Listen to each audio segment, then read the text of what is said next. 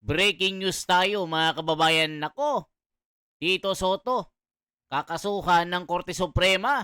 Nako mga kababayan, karma ba ito? Pumalag na ang Korte Suprema.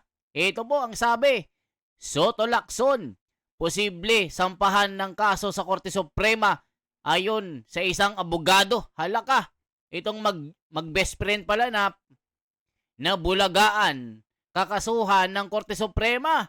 Nako po, yari. Ito po mga kababayan ang detalye kay General Macanas.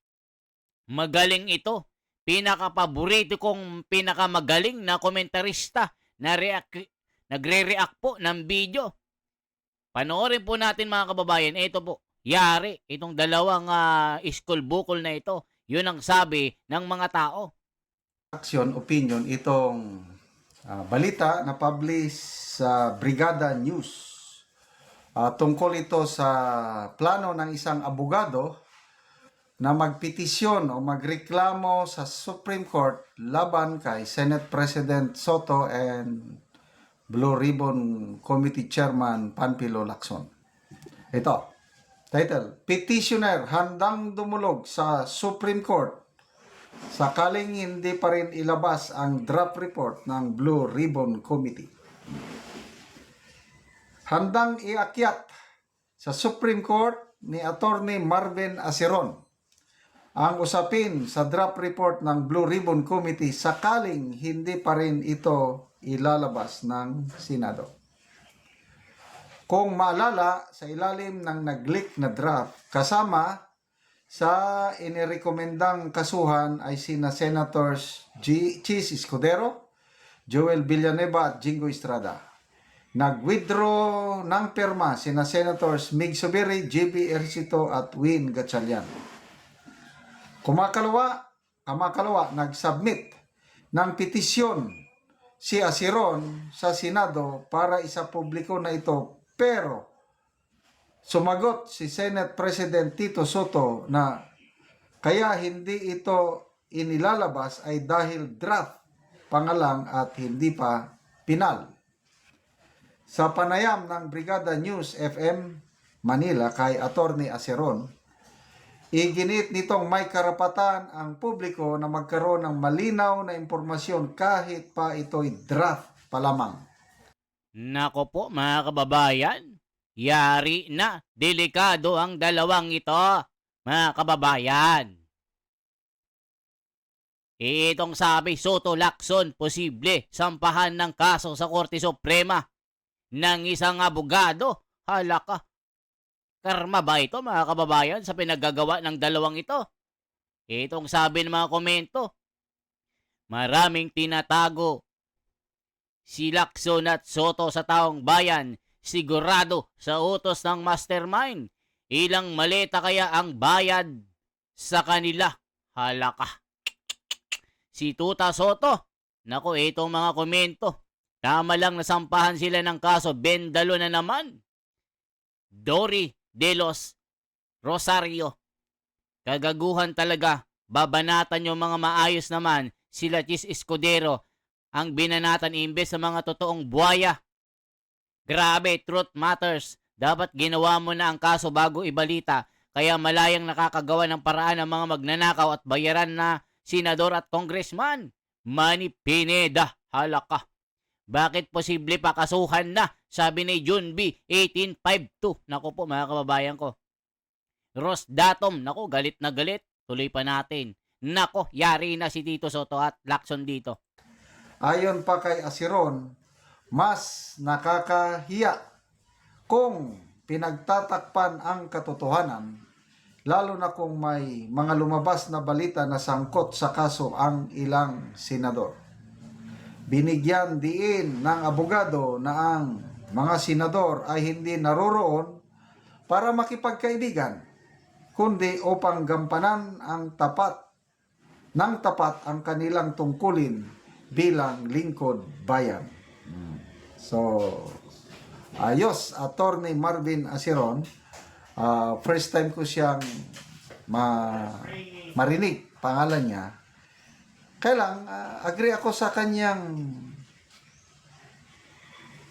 posisyon na dapat malaman natin. So, ang rason na draft pa lang, I don't know kung tatanggapin nyo ba yung rason na hindi, draft pa lang yun eh. Wala na, nakita na nga eh. So, sana ilalabas. Ako rin, gusto kong malaman. Yung, tama yung punto ni Atty. Acero na walang pagtakan. Kung talagang may kasalanan yung tatlong senador na yan, dapat ituloy nila ang pag-recommend. Ano? May nabanggit, may nabasa akong post. Si Senator Lacson, sabi niya, bakit may tangka na magkudita ang minority, palitan ang Senate President? Ang nakikitang rason ni Senator Lacson ay dahil sa nag-leak na Blue Ribbon Committee report na kung saan nandun yung tatlong minority senators. Dati sila yung mga leader Senate President, pro tempore, and majority floor leader. Tapos sila na ang kakasuhan. Kaya ngayon, muntikan ng nakudita ang Senate presidency ni Senator Soto. So, kailan ito ilalabas? Final man o draft, may karapatan ang taong bayan.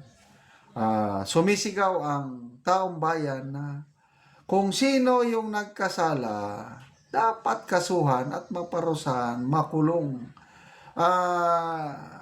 Ang nabalitang na puros mga mga kontraktor ang karamihan na nasampahan na naman ang kaso, mga ganun.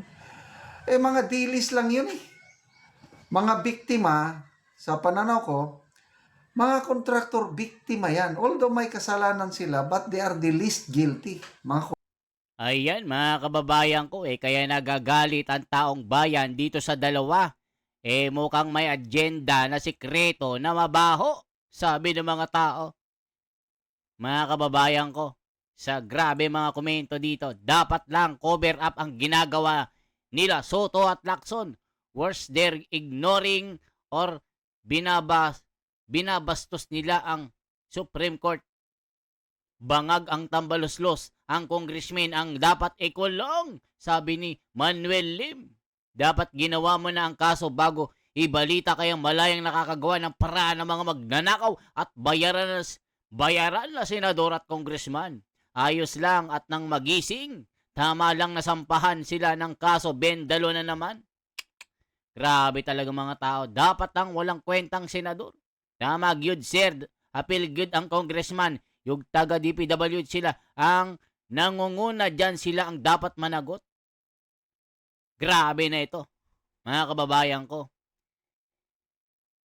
Kasi nga naman mga kababayan, talagang posible talaga ito na makasuhan itong dalawa. Lalo na si Tito Soto na ayaw sumunod sa sinasabi ng Korte Suprema.